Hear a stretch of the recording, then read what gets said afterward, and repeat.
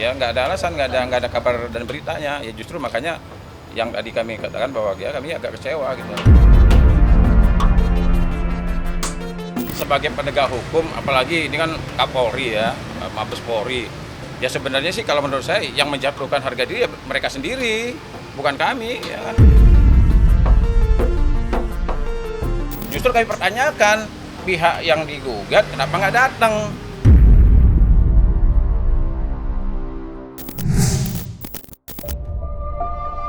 Sidang perdana gugatan Herwanto Nurmansyah terhadap orang nomor 1 di Kepolisian Republik Indonesia, yakni Kapolri Listio Sigit Prabowo, akhirnya dilangsungkan di Pengadilan Negeri Jakarta Selatan pada tanggal 31 Juli 2024 kemarin. Dengan menggandeng sederet pengacara yang sama-sama tergabung dalam barisan advokat bersatu, Herwanto Nurmansyah pun hadir di pengadilan. Namun sayang, pihak tergugat yakni Kapolri Listio Sigit maupun utusan tim Mabes Polri memilih untuk mangkir dan tidak menghadiri agenda perdana. Sontak saja, hal itu lantas memancing rasa kecewa Herwanto yang betul-betul mengharapkan agar telepon genggam sitaan polisi dapat dibuka seutuhnya. Lantas, apa alasan mangkirnya Kapolri Listio Sigit Prabowo? Serta bagaimanakah pula luapan kekecewaan Herwanto terkait ketidakhadiran itu? Kami sangat menyayangkan kenapa Mabes Polri ya artinya Pak Kapolri ya tidak mengutus siapa perwakilannya bisa hadir di sini agar kami pengen tahu juga agar bisa menjawab apa sih sebenarnya yang terjadi di di Mabes Polri ini gitu kan. Tapi ya sudahlah kita ikuti ya. Jadi sidang nanti 1 minggu tanggal 7 Agustus kita sidang kembali. Ya nggak ada alasan, nggak ada kabar dan beritanya. Ya justru makanya yang tadi kami katakan bahwa ya kami agak kecewa gitu. Kenapa kami nggak bisa hadir? Alasannya apa? Ya kalau tadi dikatakan tadi saya juga sebenarnya menolak kan ketika majelis hakim mengatakan bahwa jurusitanya sekian orang ini. Ya kalau kira-kira kurang jurusita ya rekrut aja jurusita negara bayar kok. Ya sama juga kan Mabes Polri. Kan banyak gitu ya di Mabes Polri personilnya kan. Apalagi bidang hukumnya. Yang idealnya datanglah ke sini kan biar kita Mabes Polri ya sampaikanlah apa masalahnya, kenapa itu belum dibuka ya. Kita pengen tahu alasannya kenapa. Kita kan berharap adanya kebenaran terungkap. Nah, bagaimana kita mau mendapatkan keadilan kebenarannya belum terungkap ya, kita berharap udahlah buka aja kan. Buat saya wajar-wajar saja sebagai praktisi hukum, sebagai lawyer melakukan segala upaya untuk apa? Untuk supaya kasus ini terang benderang. Ya kalau kami sih tidak merasa diremehkan ya, cuma artinya gini loh, sebagai penegak hukum, apalagi ini kan Kapolri ya, Mabes Polri, ya sebenarnya sih kalau menurut saya yang menjatuhkan harga diri ya mereka sendiri, bukan kami ya kan. Apalah artinya kami ini kan hanya advokat muda biasa aja, justru ya Mabes Polri yang kita artinya pusat ya kan, pusatnya Mabes ya. Markas besarnya kok tidak hadir digugat, apalagi ini kan jaraknya dekat, masa nggak bisa hadir. Kalau kami jujur aja, harga diri kami nggak jatuh, justru harga diri mereka inilah yang jatuh gitu dengan tidak hadirnya seperti ini. Kan ini ditonton oleh masyarakat seluruh Indonesia nanti ini. Kenapa Pak Kapolri nggak hadir? Kenapa gitu? Ya kalau surat panggilan pasti sampai, nggak mungkin nggak sampai, kan ada jurusitanya. Jadi jurusita itu ketika ngasih, kan dia ada tanda terimanya. Ketemu dengan siapa, terus juga Mabes Polri kan gampang nyari alamatnya, bukannya nyari orang jual telur di mana gitu, orang jual beras di mana kan enggak. Mabes Polri masa nggak ketemu alamatnya kan, artinya pasti sampai, surat panggilan pasti sampai. Nah permasalahannya tinggal sikap mereka menyikapinya aja gitu. Justru kami pertanyakan pihak yang digugat kenapa nggak datang, ya kan? Nggak mampu ngadapin kami, ya kan simpel aja. Kalau mampu datang dong, hadapi gugatan kami. Saya geli lihat pengacara-pengacara yang cari panggung itu. Supaya kelihatan hebat, dia ngomong sembarang kali aja, kadang-kadang sudah di luar prosedur hukum. Supaya kelihatannya kayak wah dia ngomongnya sembarang, padahal nggak berbobot sama sekali. Kami ini menginginkan kebenaran terungkap. Kalau handphone dan CCTV itu mengarah kepada 8 terpidana, memang mereka pelakunya, ya silakan hukum aja. Cuma permasalahannya masa tega-teganya menghukum orang kebenarannya nggak diungkap. Ini bagaimana ini hakim-hakim kita ini udah udah nggak waras gitu. Dalam hal ini KAI tentu juga ingin berkontribusi kepada negara untuk itu, dan Mas Sekjen paham betul bagaimana apa yang harus dilakukan. Saya malah rencananya tadi bukannya diundur seminggu, kalau perlu sidangnya seminggu 2 kali. Makanya tadi saya langsung upload jadwal sidang. Itu kan jadwal sidangnya ada yang 2 minggu, ada yang seminggu. Ngapain gitu 2 minggu seminggu? Kalau perlu seminggu 2 kali. Kenapa kami minta buru-buru? Ini kan terkait dengan nasib orang nih. Ada sekarang nih 8 orang yang disebut dengan narapidana. Bahkan ada yang sedang menjalankan hukuman, bahkan seumur hidup loh. Artinya sampai mati dia di penjara nih. Nah, ada 7 orang di dalam penjara yang menunggu ya hidupnya itu di penjara aja sampai mati. Nah, sekarang kita berusaha nih ya, kalau memang orang ini tidak bersalah, buka itu handphone sama CCTV biar orang ini bebas. Masa kita sama-sama menyaksikan ada 7 terpidana yang tidak tahu dia pelakunya atau bukan sampai mati dia di penjara. Kan gila itu namanya. Gugatan Herwanto sejatinya tak lepas dari upayanya mencari keadilan bagi Saka Tatal. Seperti diketahui, Herwanto tergabung dalam tim kuasa hukum Saka Tatal. Namun, perjuangannya berbeda dengan anggota lain yang tengah menghadapi sidang PK di Cirebon. Sementara, pada hari Rabu 31 Juli 2024, sidang lanjutan PK Saka pun kembali diadakan dengan beragendakan keterangan saksi ahli. Dalam hal ini, pihak Saka menunjuk mantan Kabar Reskrim Polri, Susno Duaji. Pasalnya, Susno memang merupakan salah satu tokoh besar yang kerap menyuarakan kecurigaannya terhadap kebenaran aksi keji terhadap Vina dan Eki.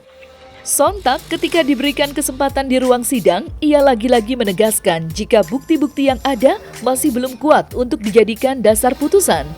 Hal itu bukan pula satu-satunya kejadian mengejutkan yang terjadi di sidang PK Saka. Pasalnya, pada sidang tanggal 30 Juli, seorang saksi berhasil membuat Farhad Abbas menangis usai mendengar kesaksiannya yang begitu memilukan. Lantas, seperti apa tanggapan Herwanto? Saya kemarin melihat sidangnya sampai itu Aldi ya. Saya nontonnya sampai nangis tuh. Bagaimana dia menceritakan apa yang dia alami 2016 yang lalu kan. Makanya kita di sini kumpul ini. Ya, dalam rangka apa? Dalam rangka agar kebenaran itu terungkap lah. Apa sih sebenarnya terjadi 2016 yang lalu itu? Saya tidak mendukung Saka Tatal, tidak mendukung siapa. Saya hanya mendukung kebenaran. Lah kalau ke cerita tentang kejadian 27 Agustus 2016 tentang ditemukannya Vina masih hidup ya, bukan jenazah ya. Vina masih hidup di atas jembatan flyover Cirebon. Dan Eki sudah meninggal, kemudian darah, kemudian apalagi helm dan sepeda motor, itu sudah selesai. Selesainya dengan apa? Itu adalah kecelakaan lalu lintas tunggal. Yang memeriksa itu adalah Polres Cirebon Kabupaten, karena wilayahnya masuk wilayah Cirebon Kabupaten. Sudah selesai. Nah, sekarang berkembang ada kasus pembunuhan. Katanya di Cirebon kota. Ya. Saya tidak tahu pembunuhan yang mana. Yang mana? Apakah ada pembunuhan di Cirebon kota? Ada lagi yang mengatakan bahwa beraninya mengatakan ini kecelakaan tunggal. Emang hakim dari mana? Itu kan perlu pembuktian. Ini di PK. Nah, masalah nanti PK ini, ya saya juga nggak ngerti juga. Saya sudah lihat tadi itu memori PK-nya yang dibacakan tuh saya senyum-senyum aja. Tidak sesuai dengan apa yang menjadi pokok permasalahan. Kok berani-beraninya mengatakan kecelakaan tunggal? Dari mana dasarnya? Kan ada hasil visumnya. Nah, visumnya kan bisa dibuktikan. Tapi silakan, itu hak daripada seseorang lawyer untuk melakukan itu. Silakan saja. Ya, muncul masing-masing, ada lagi yang memberikan keterangan-keterangan dan siap untuk keterangan palsunya itu apabila dipidanakan. Dan saya yakin penyidik harus betul-betul berani pidanakan saja, karena dia tidak betul-betul jujur. Katanya diarahkan, yang arahkan siapa, tahun berapa, kenapa sekarang baru bunyi kamu, setelah ribut-ribut semua baru bunyi. Nah, ini yang kira-kira yang perlu dicermati oleh kita semua. Masalah hukum kan, buktikan ada kasusnya dulu. Ada nggak kasus pembunuhan itu di Cirebon kota? Ya melanjutkan yang mana? Perkaranya nggak ada kok. Perkara pembunuhan di Cirebon kota itu nggak ada.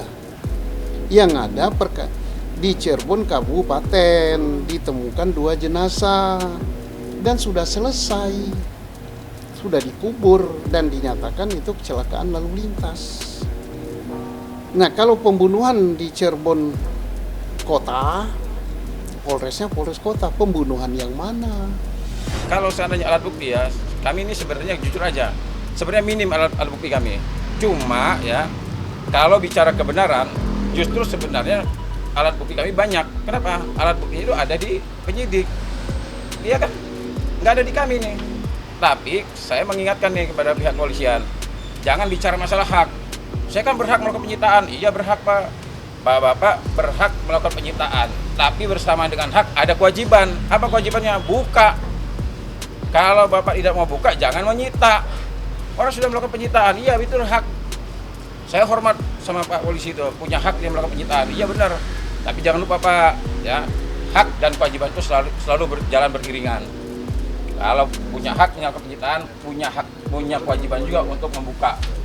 Jadi kalau seandainya disita, diamankan barangnya, terus nggak disita, apalagi sampai tahu isinya, ya mohon maaf aja, kami menduga jangan-jangan ya ada penyidik yang menyembunyikan kebenaran.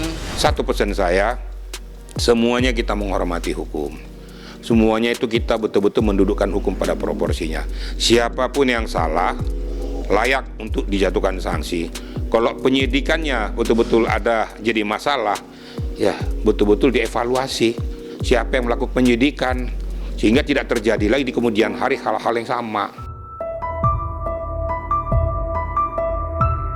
Terlepas dari apa yang sebenarnya terjadi, sehingga pihak kepolisian, terkhususnya Kapolri, memilih untuk mangkir dari persidangan kemarin, keputusan itu nampak betul-betul membuat Herwanto kecewa berat. Bagaimana tidak, mengingat dirinya tergabung dalam tim kuasa hukum Saka, ia sangat membutuhkan isi dari 6 telepon genggam yang telah diamankan itu, guna dijadikan sebagai novum. Namun menariknya, geliat Herwanto Nurmansyah yang sangat vokal dalam proses pengungkapan kasus Vina, sejatinya telah sampai ke telinga Kapolri. Pasalnya, beberapa waktu yang lalu, Kapolri Listio Sigit Prabowo sudah angkat bicara soal laporan terhadap namanya. Lantas, apa yang membuat Herwanto begitu yakin menggugat Kapolri tanpa rasa takut? Waktu saya mengeluarkan ide bahwa saya katakan bahwa saya akan gugat Kapolri, itu banyak orang yang kaget. Kenapa? Pimpinan tertinggi pihak polisian, orang yang punya pasukan, orang yang punya senjata, orang yang punya kekuasaan, kok berani-beraninya saya menyatakan menggugat Kapolri? Nah, saya jawab, kenapa saya menggugat Kapolri? Yang pertama, karena Kapolri ini orang baik, karena Kapolri ini orang cerdas, karena Kapolri ini orang yang bijaksana. Kalau Kapolri ini orang jahat, ya, orang arogan, orang bodoh, saya nggak mungkin gugat Kapolri. Celaka saya. Pak Listio Sigit adalah Kapolri yang tahu dan mau menciptakan ketertiban. Nah, makanya itu alasan saya menggugat beliau. Nah, karena apa? Beliau mau menciptakan ketertiban. Nah, terkait dengan sekarang ya, saya optimis. Ya. Saya optimis ya, kalau nanti gugatan kami diterima ya, saya meyakini Pak Listio Sigit pasti akan taat terhadap putusan. Beberapa waktu yang lalu ada laporan di Barreskrim terkait dengan proses perjalanan yang di Jawa Barat, dan saat ini pendalaman sedang kita lakukan, Propam kita turunkan, Irwasum kita turunkan untuk melakukan pendalaman terkait dengan peristiwa yang ada. Walaupun sudah terjadi 8 tahun yang lalu ya, di 2016, namun tentunya kami memiliki kewajiban untuk melakukan pendalaman, sehingga kemudian pada saatnya setelah semuanya lengkap kita akan sampaikan kepada masyarakat secara transparan tentang fakta-fakta yang kita temukan. Kami meyakini bahwa gugatan ini yang kami daftarkan ini adalah juga membantu Pak Kapolri dalam menjalankan tugas dan tanggung jawabnya. Nah, saya merasa bahwa sebenarnya ada keinginan dari Kapolri ini, niat baik dia sebenarnya pengen mengungkapkan perkara ini. Sebenarnya saya melihat ada. Nah, cuman mungkin ya dugaan kami ada kekuatan-kekuatan yang menghalangi. Nah, contohnya begini. Pak Kapolri ini ya satu-satunya pimpinan lembaga penegak hukum secara jantan, secara sukarela menyampaikan bahwa mengakui bahwa benar 2016 itu ada permasalahan. Jadi alat bukti yang diperoleh oleh anak buahnya, anggotanya, memang tidak didukung dengan alat bukti yang lain yang didukung dengan metode scientific crime investigation. Nah, saya melihat dari situ bahwa sebenarnya Pak Kapolri ini niatnya baik gitu loh. Setiap advokat itu memang punya profesi atau perintah undang-undang itu boleh melakukan segala upaya, langkah hukum yang dianggap perlu supaya membuat terang suatu perkara gitu loh. Jadi wajar-wajar saja kalau memang Pak Herwanto melakukan gugatan ke pengadilan terkait dengan gugatan kepada Kapolri ya. Karena siapapun boleh digugat kalau kita merasa bahwa ada hal yang perlu diperjelas atau ada putusan pengadilan yang bisa menjadi salah satu jurisprudensi di dalam menangani satu perkara.